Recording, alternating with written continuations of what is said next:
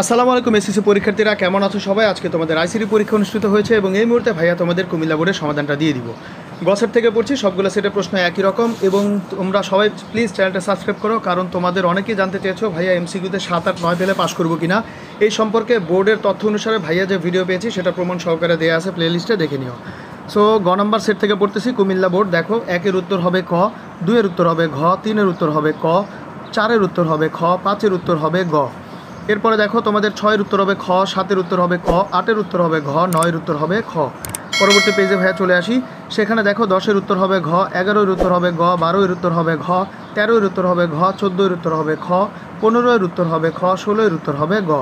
এরপরে দেখো তোমাদের 17-এর উত্তর হবে ক, 18-এর উত্তর হবে গ, 19-এর উত্তর হবে ক, 20-এর উত্তর হবে গ, 21-এর উত্তর হবে খ, 22-এর উত্তর হবে ঘ, 23-এর উত্তর হবে গ, 24-এর উত্তর হবে ঘ, 25-এর উত্তর হবে খ।